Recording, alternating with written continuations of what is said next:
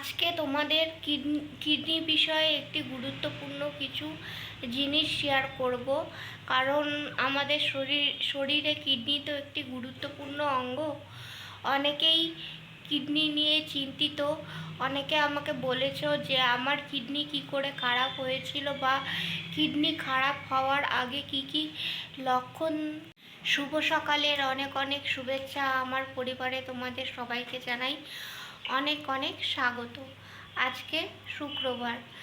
আমি একটা কথা ক্লিয়ার করে দিই প্রথমেই, যে আমি রবিবার দিন বাড়ি গেছিলাম রবিবারে বিকালে বাড়ি গেলাম। সোমবারে একটা কাজ ছিল দাদার, সেই কাজটা করে সোমবার দিন বিকালেই আবার শিলিগুড়ির উদ্দেশ্যে রওনা দিই। তো সোমবার দিন রাতেই আমরা শিলিগুড়ি চলে এসেছি, কারণ মঙ্গলবার দিন তো আমার ডায়ালিসিস থাকে। আর বুধবার দিন একটা ভিডিও দিয়েছিলাম, সেটা এখান থেকেই দিয়েছি। আর কালকে তো কোনো ভিডিও দিতে পারিনি, কারণ মন মেজাজ ঠিক ছিল না। আজকে আবার ভিডিও দেব। ঘুম থেকে উঠে খালি পেটে এই দুইটা ওষুধ আমাকে খেতেই হয়।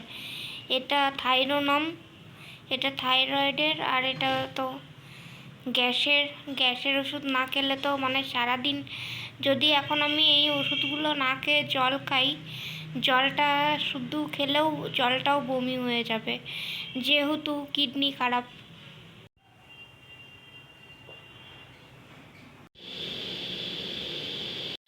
আজকে চাটা আমি করে আনলাম।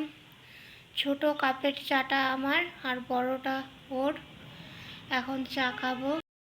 ডালিয়া করলাম পটল আলু দিয়ে, আর কিছু দেইনি।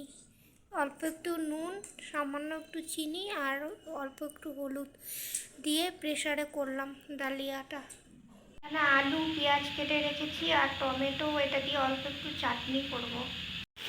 মশলা কষাচ্ছি এখন। সকাল থেকে ঘুম থেকে উঠে অনেক কাজ করতে হয়, দুজনে মিলে কাজ করি। ডায়ালিসিসে যাওয়ার আগে যেমন যুদ্ধ করে যেতে হয়, তেমনি ডায়ালিসিস তো করতেই হবে। আবার বাড়ি এসে শরীর খুব ক্লান্ত হয়ে পড়ে। রান্না হলো, এখন একটু রেস্ট নেব। রেস্ট নিয়ে, বেশি বাজে না, আজকে তাড়াতাড়ি রান্না হয়ে গেছে। আমি একটা কথা না বলে পারলাম না। আমাকে তোমরা সবাই এত এত ভালোবাসা দিচ্ছ, আমাকে এত ভালো ভালো কমেন্ট করছো, সত্যি আমার মনের জোর বেড়ে যাচ্ছে। মাঝে মাঝে আমি আপসেট হয়ে যাই, কারণ বুঝতেই পারছো দীর্ঘদিন ধরে একটা অসুখের সাথে লড়াই করে যাচ্ছি। মানে একটা প্রতিকার চাচ্ছি, কিন্তু প্রতিকার করতে পারছি না। তোমরা এত ভালো ভালো কমেন্ট করছো, তোমাদের রিকোয়েস্টেই আবার নতুন করে আজকে আবার নতুনভাবে ভিডিও করা শুরু করছি। তো জানি তোমরা সবাই পাশে আছো, পাশে থেকো, এটাই চাই তোমাদের কাছে। আমি তখন ভিডিওতে বলেছিলাম সকালে যে আজকে একটি গুরুত্বপূর্ণ বিষয় আলোচনা করব। আমার উদ্দেশ্য, আমি যেই রোগটা নিয়ে ভুগছি, যাতে আর কেউ এই রোগ নিয়ে না ভুগতে হয়, যাতে আমার ভিডিও দেখে সবাই সচেতন হয়, সেটাই আমার উদ্দেশ্য। তো আমাদের শরীরের একটি গুরুত্বপূর্ণ অংশ কিডনি। বেশি সংখ্যক মানুষ আমরা সবসময়ই চিন্তায় থাকি। আমি বাদ দাও, আমার কথা বাদ দাও, যারা সুস্থ মানুষ তারা অধিকাংশ সময়ই চিন্তায় থাকি যে আমাদের কিডনি কি করে ঠিক থাকবে। দেখো, কিডনি ড্যামেজ হওয়ার আগে অনেকগুলো কারণ থাকে, মানে শরীরে উপসর্গ দেখা দেয়। আমি তো তখন কিছু জানতাম না কিডনির ব্যাপারে। এখন বিভিন্ন জায়গায় বিভিন্ন ডাক্তার দেখাতে দেখাতে, ইউটিউবে দেখতে দেখতে, সবার সাথে কথা বলতে বলতে এগুলো সব জেনেছি। আমার শরীরে যেই প্রবলেমগুলো হচ্ছিল, আজকে আমি তোমাদের সাথে সেটাই শেয়ার করব। কারণ অনেকেই জানতে চেয়েছিলে যে আমার কিডনি ড্যামেজ হওয়ার আগে কি কি লক্ষণ দেখা দিয়েছিল শরীরে। তো সম্পূর্ণ ভিডিওটা দেখতে থেকো।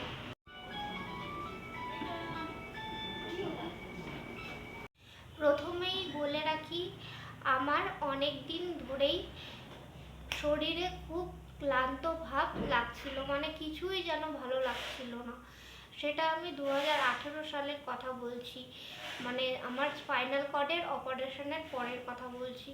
তো ক্লান্ত লাগছিল, ভেবেছিলাম এত বড় অপারেশন হয়েছে স্পাইনাল কর্ডে, তার জন্যই হয়তো শরীর ক্লান্ত। আর তখন আমি খুবই রোগা ছিলাম, তখন আমার ওয়েট ছিল 41 কেজি। তো বুঝতেই পারছো কেমন শরীর খারাপ ছিল তখন আমার। তো শরীর খুব ক্লান্ত লাগতো, কিছুই যেন ভালো লাগছে না। এটা একটা লক্ষণ কিডনি ড্যামেজ হওয়ার। তাই বলে ভেবো না যে মানে সবারই শরীর ক্লান্ত লাগলে যে তারই কিডনি খারাপ হবে, সেটা কিন্তু না। অনেক কারণ থাকে। যেমন একটা কারণ হচ্ছে ক্লান্ত লাগা, মানে প্রচণ্ড পরিমাণে ক্লান্ত লাগা। 2 নাম্বার হচ্ছে হিমোগ্লোবিন কমে যাওয়া। আমার যেরকম হিমোগ্লোবিন কমেই যাচ্ছিল, মানে আমার হিমোগ্লোবিন ছিল যেরকম নর্মাল থাকে 11 থাকে, তো 11-এর থেকে আমার কমে যাচ্ছিল। একবার 5.6-এ আসলো, একবার 4.3-তে আসলো। তখন আমাকে ব্লাড দিতে হয়েছিল। 2 নাম্বার বললাম ব্লাড কমে যাওয়া। 3 নাম্বার হচ্ছে শরীর ফুলতে থাকা। ধরো অনেক সময় তুমি পা ঝুলিয়ে বসে আছো, বা তোমরা বসে আছো পা ঝুলিয়ে, অনেক সময় পা ঝুলিয়ে বসে রাখলে কি হয়, পা ফুলে যায় না? জার্নি করলে কি হয়, 3-4 ঘন্টা বাসে জার্নি করলে বা ট্রেনে জার্নি করলে পা ফুলে যায়। তা সেরকম যদি দেখো কোনো সময় যে হঠাৎ করে মানে তুমি বেশিক্ষণ পা ঝুলিয়ে বসে নেই, অথচ দেখছো তোমার পা ফুলে যাচ্ছে বা শরীর ফুলে যাচ্ছে, একটা ফ্যাটি ভাব আসছে শরীরে, তাহলে বুঝতে হবে যে কোনো সমস্যা হচ্ছে। তার জন্যে ডাক্তার দেখাতে হবে, সবার আগে ডাক্তার দেখানো প্রয়োজন। এটা 3 নাম্বার গেল।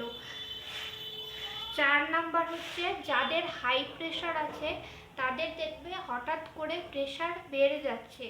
প্রেশার অনেক সময় বেড়ে যায়, মানে কন্ট্রোলে থাকছে না। ওষুধ খাওয়ার পরে, যারা প্রেশারের রুগী তারা তো ওষুধ খায়, ওষুধ খাওয়ার পরেও প্রেশার কন্ট্রোলে থাকছে না, তখন অবশ্যই কিন্তু ডাক্তার দেখাতে হবে। একটা প্রথমে ফিজিশিয়ান দেখানো উচিত, তারপরে ফিজিশিয়ান সব টেস্ট করে যখন বলবে যে হ্যাঁ আপনার যদি ক্রিয়েটিনিন লেভেল সব কিছু ঠিকঠাক থাকে তাহলে তো হয়েই গেল, আর যদি বেশি থাকে তাহলে তো অবশ্যই নেফ্রোলজিস্টকে রেফার করবে সেই ফিজিশিয়ান। আর শরীর ফুলে যাওয়া, এগুলো ব্যাপার। আর হচ্ছে বমি পাওয়া, আমার যেরকম বমি হচ্ছিল, সমান তালে বমি হচ্ছিল, আমি কিছুই খেতে পারতাম না। আর 5 নাম্বার হচ্ছে মুখে অরুচি, মুখে কোনো স্বাদ নেই, তুমি কোনো কিচ্ছু খেতে পারবে না। মানে তোমার যতই প্রিয় জিনিস হোক না কেন, সে বিরিয়ানি বলো, পোলাও বলো, মাংস বলো, যাই বলো না কেন, তোমার সামনে যত কিছু দেখ, তবুও মানে কোনো প্রিয় জিনিসই তোমার খেতে ইচ্ছা করবে না, মুখে একটা অরুচি ভাব। তো এই 5টা কারণ আমি বললাম, এগুলোই আমার হয়েছিল, কিন্তু আমার শরীরটা অত ফুলে যায়নি। পরবর্তীতে যখন মানে লাস্ট হচ্ছে যখন আমরা যাই ব্যাঙ্গালোরে চেক আপে, তখন আমার প্রচণ্ড মানে শরীর একদম ফুলে যাচ্ছিল, লাস্ট মুহূর্তে ফুলে যাচ্ছিল। একটা কথা না বললেই নয়, এই কিডনি ড্যামেজকে কিন্তু সাইলেন্ট কিলার বলা হয়। কারণ অধিকাংশ মানুষেরই 75% কিডনি খারাপ হয়ে যাওয়ার পর কিন্তু এই রোগটা ধরা পড়ে। তাই সবাইকে একটাই অনুরোধ করব, হাত জোর করে অনুরোধ করব, যে তোমরা বছরে একটা করে অন্তত হেলথ চেক আপ করো, যেখানে সমস্ত কিছু তোমাদের ব্লাড টেস্ট তোমরা করতে পারবে, তাহলে তোমরা নিশ্চিন্ত থাকতে পারবে। বা যদি কারোর ক্রিয়েটিনিন ধরো মানে 1 থাকে বা 1-এর নিচে থাকে, তাও তারা যদি ডায়েট মেনটেন করে চলো, তাও কিন্তু মানে ঠিক থাকতে পারবে। অবশ্যই নেফ্রোলজিস্টকে দেখাতে হবে তার জন্য। তো সেটাই আমার অনুরোধ, যে অবশ্যই যাদের সুগার আছে, প্রেশার আছে, তারা তো অবশ্যই ওষুধ খাবে, সব সময় ডাক্তার দেখাবে, ব্লাড চেক আপ করবে। আর এমনি সাধারণ মানুষ যারা তাদেরকেও বলছি বছরে অন্তত 2বার করে একটা হেলথ চেক আপ করবে, যাতে তোমাদের শরীরে কি বাড়ছে কি কমছে সেগুলো তোমরা সব জানতে পারবে।